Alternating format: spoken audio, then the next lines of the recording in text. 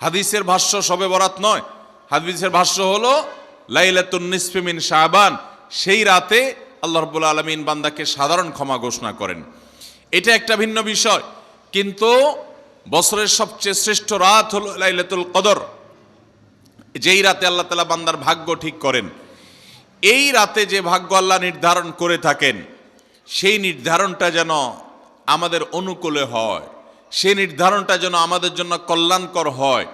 আল্লাহ যেন আমাদের ভাগ্যে ভালো কিছু লেখেন, খারাপ কিছু যেন না লেখেন। আল্লাহ যেন তাকদীরে আমাদেরকে ভালো কিছু দেন, মন্দ কিছু থেকে বাঁচিয়ে রাখেন। সেজন্য আমরা সবাই কামনা করি কি করি না? শুধু করি তা না, শবে বরাতে যত মানুষ মসজিদে আসে আমাদের দেশে, সারা বছরের অন্য কোনো রাত দিন অন্য কোনো সময় এত মানুষ মসজিদে আসে, কারণ কি? শবে বরাতে মানুষ মসজিদে বেশি আসে কেন? কি কারণে আসে বলেন দেখি?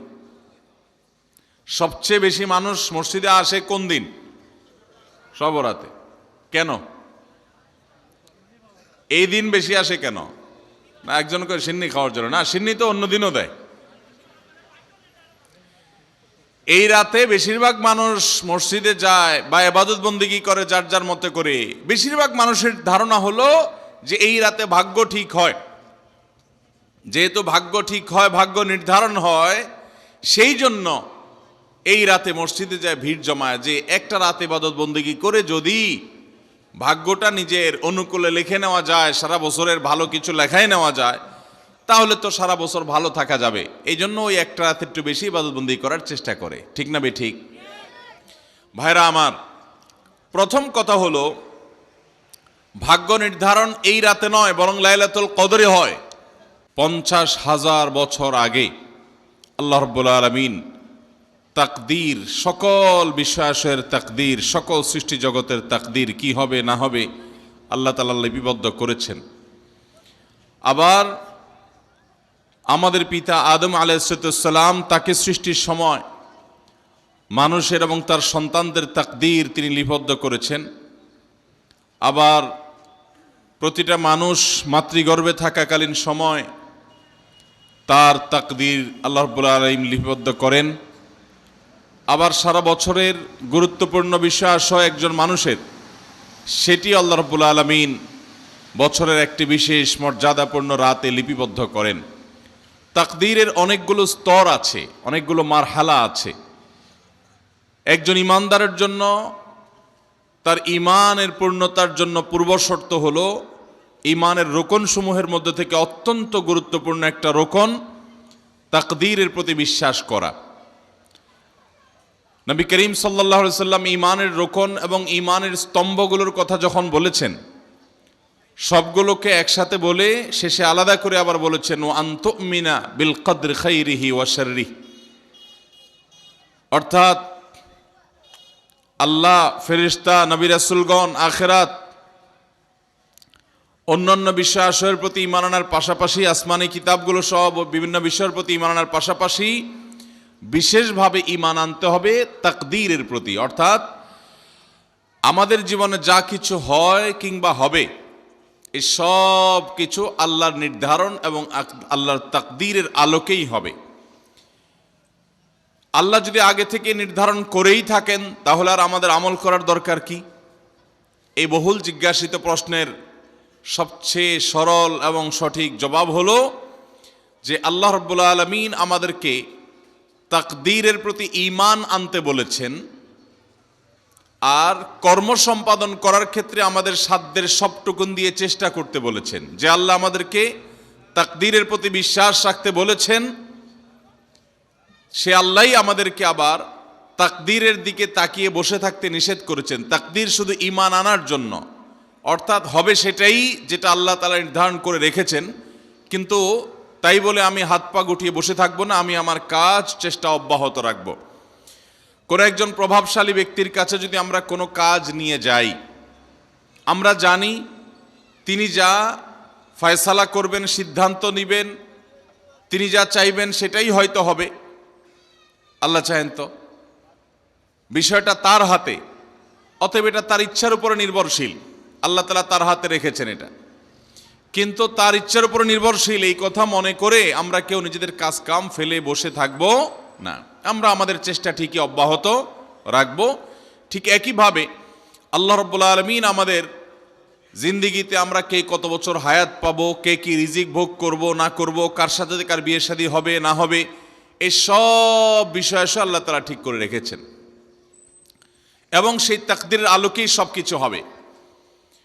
এটাকে আমরা একটা উপমার সাথে, একটা উপমা দিয়ে, দৃষ্টান্ত দিয়ে বুঝতে পারি।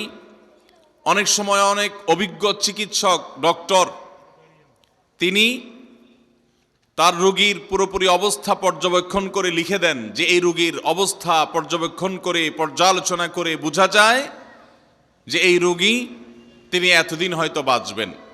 যদিও মানুষের মৃত্যু কবে হবে সেটা একমাত্র আল্লাহই ভালো জানেন, কিন্তু ডাক্তার অনেক সময় একটা অনুমান করেন। তো এরপরে ডাক্তার অনুমানের উপর নির্ভর করে লোকটা যদি মারা যায়, কেউ কিন্তু এর জন্য ডাক্তারের লিখনকে দোষারোপ করে না, বরং সবাই জানে যে লোকটা মারা যাবে, ডাক্তার আগে থেকে জানতেন, সেই হিসাবে তিনি লিপিবদ্ধ করে রেখেছেন, তার লেখার কারণেই মারা গেছে। ব্যাপারটি সেরকম নয়। তাকদীরকে আমরা কিছুটা এই দৃষ্টান্তের সাথে মেলাতে পারি, পুরোপুরি না হলেও কিছুটা মেলাতে পারি। তারপরেও তাকদীরের এই বিষয়টি পরিপূর্ণভাবে, পূর্ণাঙ্গভাবে সব দিক থেকে আমরা এটাকে আয়ত্ত করে ফেলবো শুধু এটি নয়, আল্লাহর অনেক গুরুত্বপূর্ণ আদেশ নিষেধ আছে, অনেক বিষয় আছে যেগুলো আমরা সম্পূর্ণভাবে শতভাগ আয়ত্ত করে ফেলবো, এটা সম্ভব নয়।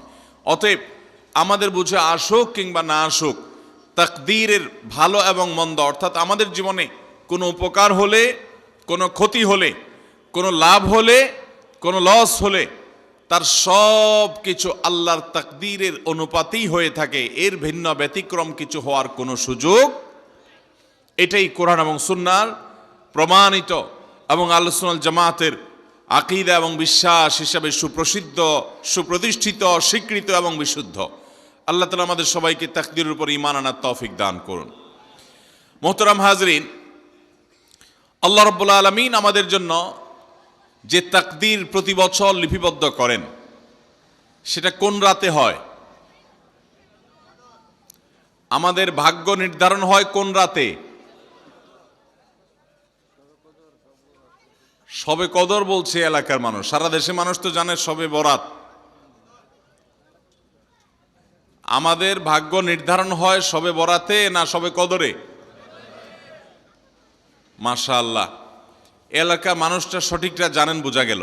সারা দেশের মানুষ তো জানে ভাগ্য নির্ধারণ হয় শবে বরাতে।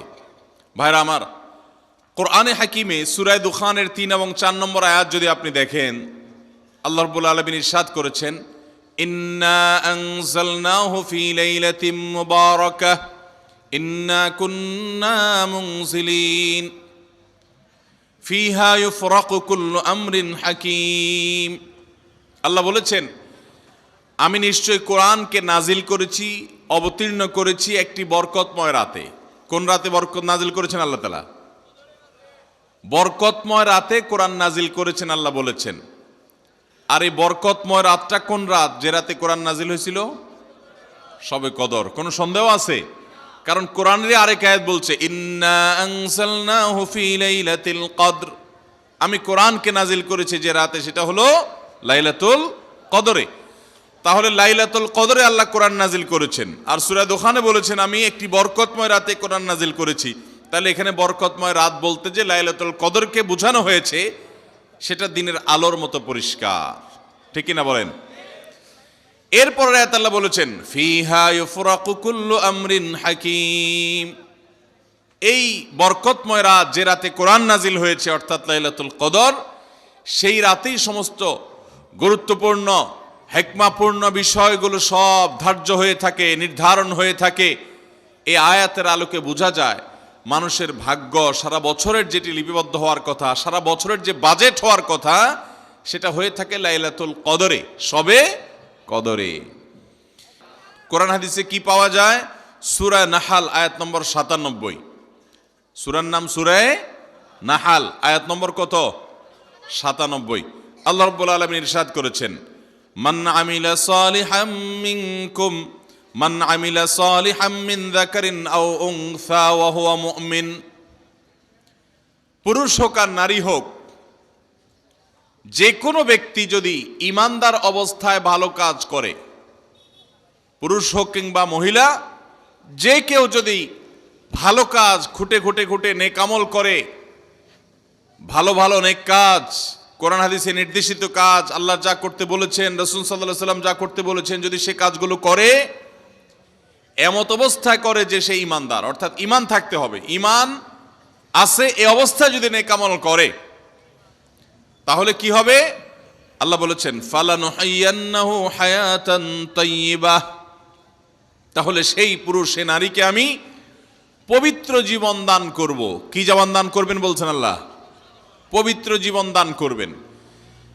এই পবিত্র জীবনে মানুষ সুখী থাকবে, এই পবিত্র জীবনে মানুষ সমৃদ্ধ থাকবে, এই পবিত্র জীবনে মানুষ ভালো থাকবে, নেক থাকবে। ওয়ালানাজজিয়ান্নাহুম আজরাহুম বিআহসানি মা কানু ইয়ামালুন, এবং এই ইমানদার নারী পুরুষরা যদি নেক আমল করে, ভালো কাজ করে যদি সব সময়, তাহলে সেক্ষেত্রে আল্লাহ বলেছেন তারা যে ভালো কাজ করেছে ওইটার সবচেয়ে উত্তম বিনিময় আমি তাদেরকে দান করব। আল্লাহ রাব্বুল আলামিন ঠিক একইভাবে তার যে বান্দারা তার অনুগত থাকে, তাকওয়া অবলম্বন করে, হারাম থেকে বাঁচে, গুনাহ থেকে বাঁচে, ফরজ কাজগুলো করে, আল্লাহ তাআলা তার সেই বান্দাদের জন্য ভালো কিছু তাদের তাকদীরে লিপিবদ্ধ করেন, তাদের জন্য নসিবে ভালো কিছু রাখেন, তাদেরকে সুখের জীবন দান করেন, সৌভাগ্য দান করেন, আল্লাহ তাআলা প্রকৃত প্রশান্তি মনের সেটা দান করেন আল্লাহর ইমানদার এবং নেককার বান্দাদেরকে, আমলে সালেহ করনেওয়ালা বান্দাদেরকে, মুত্তাকি পরহেজগার বান্দাদেরকে। আর যারা আল্লাহর এই আনুগত্য করে না, যারা আল্লাহ রাব্বুল আলামিনের প্রতি ঈমান আনে না, যারা নেক আমল করে না, যারা তাকওয়া অবলম্বন করে না, এই মানুষগুলো তাদেরকে আল্লাহ তাআলা ওই দুনিয়াতে বেঁচে থাকার জন্য, দুনিয়া সিজনুল মুমিন ওয়া জান্নাতুল কাফির হাদিসে আসছে, দুনিয়া হলো ইমানদারের জন্য জেলখানা আর কাফিরের জন্য, ইমানদারের জন্য হলো জেলখানা আর কাফিরের জন্য জান্নাতের মতো যা খুশি করতে পারে। আল্লাহ তাআলা তাকে কিছু রিজিক দিয়ে বাঁচায় রাখেন, কিন্তু এই রিজিকের কোনো মূল্য আল্লাহর কাছে নাই। নবী করিম সাল্লাল্লাহু আলাইহি সাল্লাম বলেছেন, যদি দুনিয়া এবং দুনিয়ার মধ্যে যা কিছু আছে এগুলো যদি মাছির ডানার মতো মূল্য রাখতো, তো আল্লাহ তাআলা দুনিয়াতে আল্লাহর প্রতি অবিশ্বাসী কাউকে এক ঢোক পানিও পান করতে দিতেন না। এখান থেকে বোঝা গেল এই দুনিয়ার যত কিছু আমরা ভোগ করি এগুলো আল্লাহ রাব্বুল আলামিনের কাছে এগুলো 2 পয়সার কোনো দাম নাই। বিশেষ করে যারা আখিরাতে বিশ্বাসী না, যারা আল্লাহর প্রতি ঈমান নাই, সে কাফেরদের জন্য এগুলো আল্লাহ তাআলা দিয়ে থাকেন, কারণ এগুলো সামান্য সময়ের ভোগ, অনন্ত অসীমকালের সুখ এবং দুনিয়ার প্রকৃত প্রশান্তি, এটা আল্লাহ শুধু তার ইমানদার বান্দাদের জন্যই বরাদ্দ করে রেখেছেন। তো এই আয়াত থেকে, হাদিস থেকে বোঝা যায় যে ইমানদাররা যখন নেক আমল করবে তাদের জন্য আল্লাহ তাআলা নসিবে ভালো কিছু দিবেন, তাদের জন্য আল্লাহ তাআলা তাদের ভাগ্যে ভালো কিছু দিবেন, তাদের ভাগ্য সুপ্রসন্ন হবে। আর যদি কেউ বদামল হয় তাহলে আল্লাহ রাব্বুল আলামিন তার জন্য প্রকৃত প্রশান্তি, আসল সুখের ঠিকানা, সেটা আল্লাহ তাআলা তাদেরকে কখনো দিবেন না।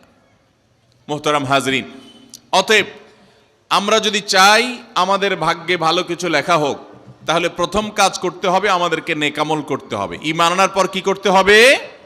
নেক আমল করতে হবে। আল্লাহ আমাদের সবাইকে সে তৌফিক দান করুন। ঈমান আনার পর ভালো কাজ করতে হবে, নেক আমল করতে হবে। আমরা যদি ঈমান আনার পর নেক আমল করি, ভালো কাজে লিপ্ত হই, তাকওয়া চর্চা করি, তাহলে আল্লাহ রাব্বুল আলামিন আমাদের ভাগ্যে ভালো কিছু রাখবেন। এই ব্যাপারে একজন ঈমানদারের ঈমান মজবুত থাকতে হবে। আরেকটা উপমা নেই আমরা, সামনে বাচ্চারা প্রচুর হইচই করছে, আশেপাশে হইচই করছে, আপনাদের কোনো ভলান্টিয়ার আছে? এই যে বাচ্চারা, বাবারা তোমরা একটু চুপচাপ থাকবা, হ্যাঁ? আশেপাশে যারা আছেন তাদেরকে একটু থামান, কথা বলা যাচ্ছে না তো, আশেপাশে অনেক আওয়াজ হচ্ছে। জি ভাই, আরেকটা উপমা নেই আমরা। ধরুন একজন জনপ্রতিনিধি, ওনার যারা প্রচার প্রচারণা করে, ওনার পক্ষে যারা মানুষের কাছ থেকে ভোট কালেকশন করে, সংগ্রহ করে, এই জনপ্রতিনিধির কাছে যদি কোনো রিলিফের মাল আসে, সরকারি চাল ডাল ইত্যাদি এসব যদি আসে, তিনি তার এলাকার মানুষদেরকে, ভোটারদেরকে, জনগণ তাদেরকে তিনি, যারা অভাবী, যারা এটার হকদার, তাদেরকে দিবেন, এটা তার দায়িত্ব, কর্তব্য থাকে। যদি তার কোনো আগে থেকে তার দলের কোনো কর্মী থাকে, নির্বাচনের সময় তার অনুগত কোনো মানুষ থাকে যে তার পক্ষে কাজ করছে অনেক বেশি।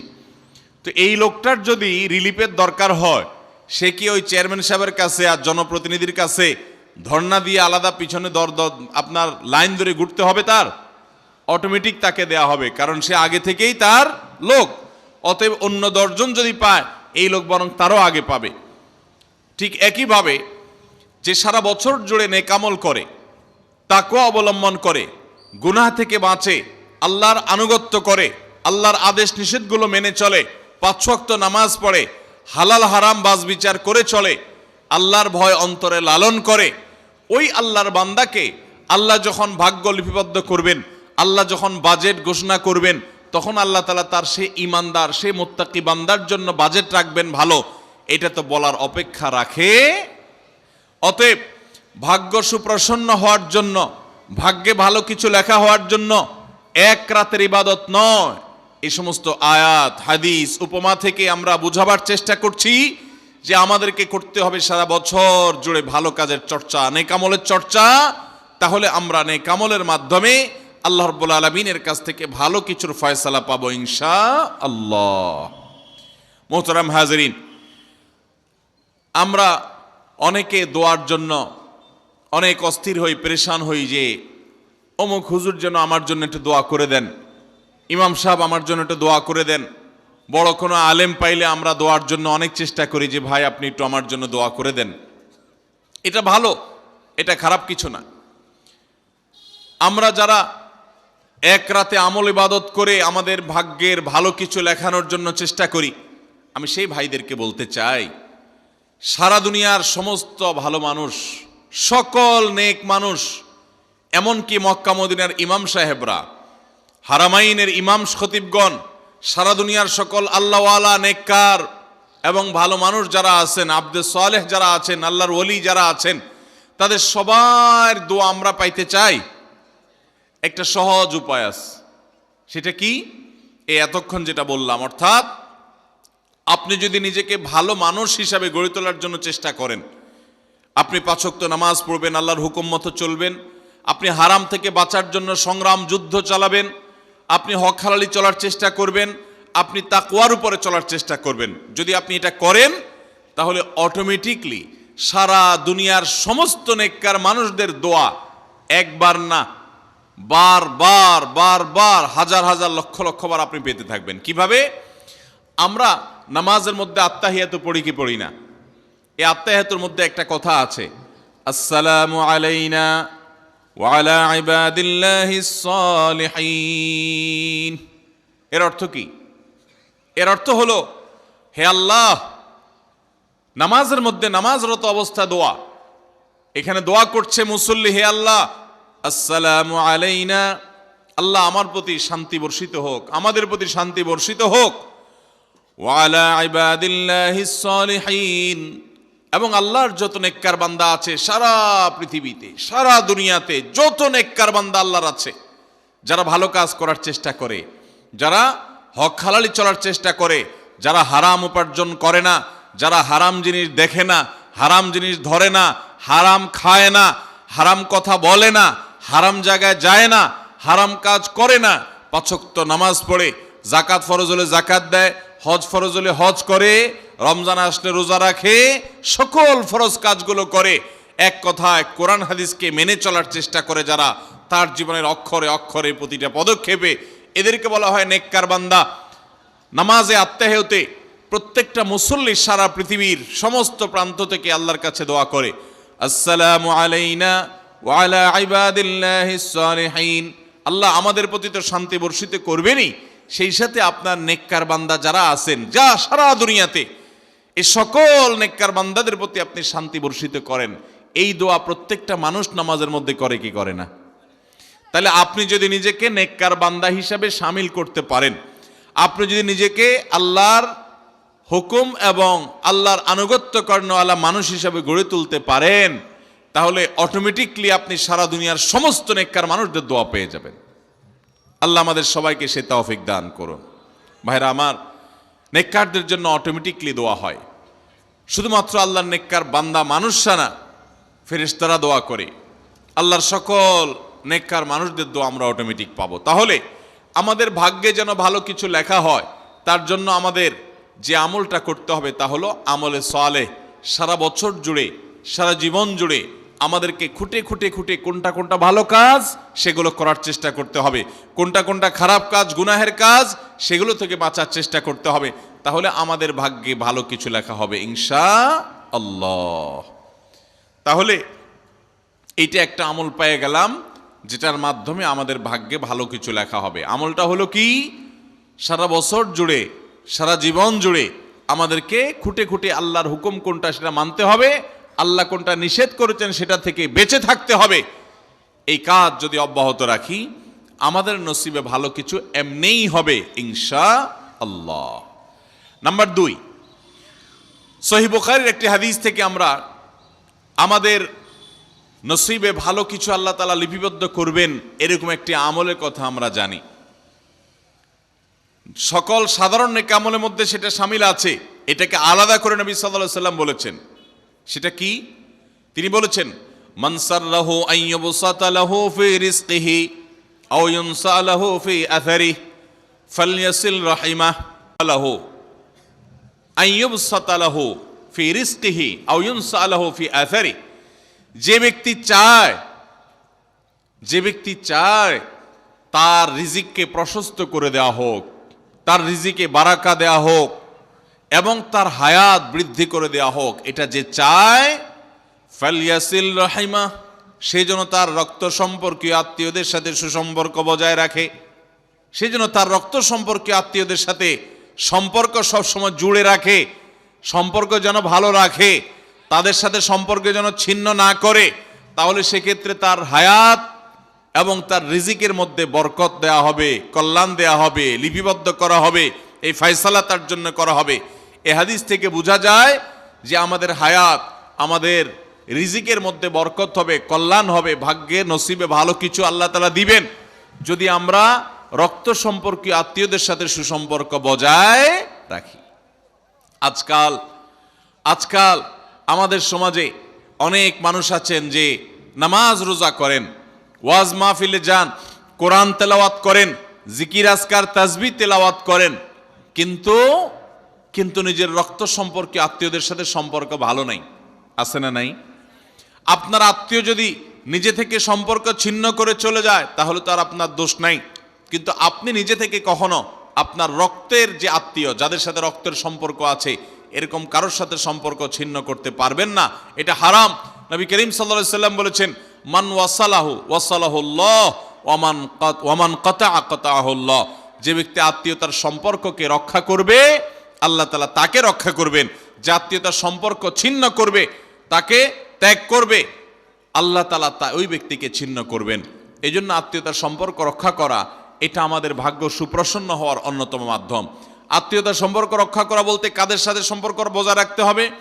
যাদের সাথে রক্তের সম্পর্ক আছে আপনার। তারা কারা? আপনার শরীরে আপনার বাবার রক্ত আছে, রক্ত সম্পর্কীয় আত্মীয়, আপনার বাবার সাথে আপনার ব্লাডের কানেকশন আছে, আপনার মায়ের সাথে আপনার ব্লাডের কানেকশন আছে, এবং মায়ের সাথে ব্লাডের কানেকশন থাকার কারণে মায়ের দিককার আত্মীয় আপনার মামা, আপনার খালা, আপনার নানা নানি, তারা হলো আপনার রক্ত সম্পর্কীয় আত্মীয়। ঠিক একইভাবে আপনার বাবার দিককার রক্ত সম্পর্কে আত্মীয় হলেন আপনার দাদা দাদি, আপনার চাচা, আপনার ফুফু, এবং চাচাতো ভাই বোন, ফুফা না ফুফু, যিনি তার রক্ত আপনার বাবার রক্ত এক, সেজন্য তারা রক্তের আত্মীয়।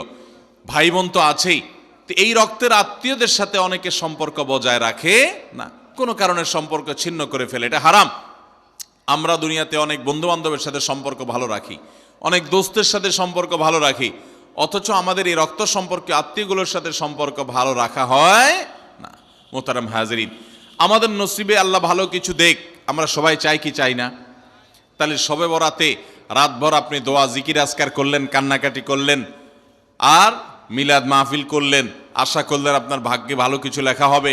আপনার ভাগ্যে ভালো কিছু লেখা হবে না যদি আপনি আপনার রক্ত সম্পর্কে আত্মীয়র সাথে সম্পর্ক ছিন্ন করে বসে থাকেন। কারণ আপনার জীবনে, আপনার রুজিতে, আপনার ইনকামে, উপার্জনে বরকত হওয়ার পূর্ব শর্ত হলো আপনার এই রক্ত সম্পর্কে আত্মীয়গুলোর সাথে, আত্মীয় স্বজনের সাথে সুসম্পর্ক বজায় রাখা। হ্যাঁ, তারা যদি সুসম্পর্ক বজায় রাখতে গেলে আপনার ক্ষতি করে, আপনাকে বিপদে ফেলে, তাহলে আপনি নিজেকে বাঁচাতে পারেন, আত্মরক্ষার জন্য আপনি দূরত্ব বজায় রাখতে পারেন। কিন্তু তাই বলে তাদের সাথে আপনি সম্পর্ক নষ্ট করে থাকবেন, তাদেরকে ভুলে থাকবেন বা তাদের সাথে সম্পর্ক রাখবেন না, এটা কিন্তু জায়েজ হতে পারে না। ইংল্যান্ডের একটা ইউনিভার্সিটির একটা জরিপের কথা অনলাইনে আমি একবার দেখেছিলাম। এটার উপর একটা প্রতিবেদন দেখেছিলাম যে একটা নামকরা বিশ্ববিদ্যালয়, তারা বিশ্ববিদ্যালয়ের ছাত্রদের মধ্যে একটা সার্ভে তারা চালিয়েছিলেন। তারা দেখতে চেয়েছেন যে ছাত্রদের মধ্যে কারা বেশি হায়াত পায় আর কারা কম পায়।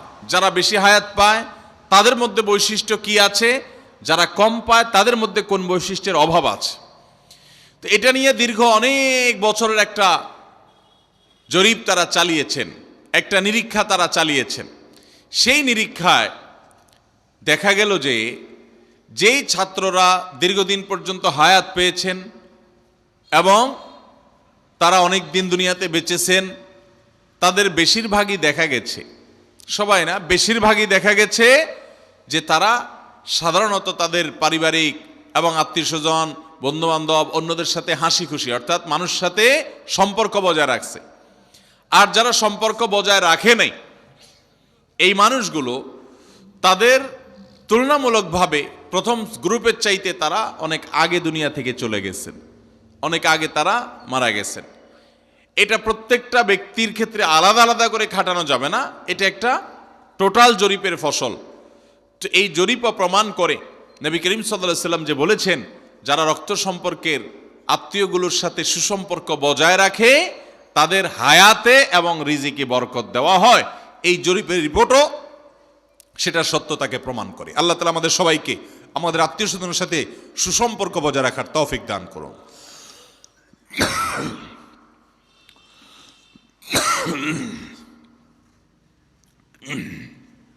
তাহলে আমাদের ভাগ্যে যেন ভালো কিছু লেখা হয়, ভাগ্য যেন সুপ্রসন্ন হয়, সেজন্য আমরা দ্বিতীয় আমলও পেয়ে গেলাম।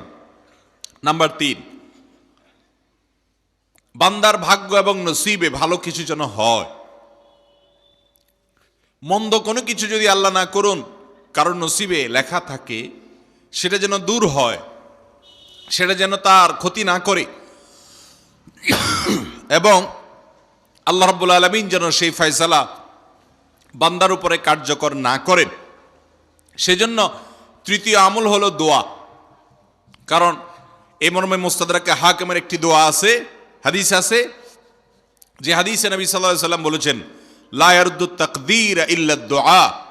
তিরমিজিতে একই হাদিস আসছে, ভাষ্য ভিন্ন, লা ইয়ারুদ্দুল কাদা ইল্লা আদ-দুআ। বান্দার তাকদীর, বান্দার ভাগ্য, এটা কোনো কিছু পরিবর্তন করতে পারে না। অন্য এক হাদিসে আসছে, আল্লাহ যা ফয়সালা করেন সেটা আর পরিবর্তন করেন না।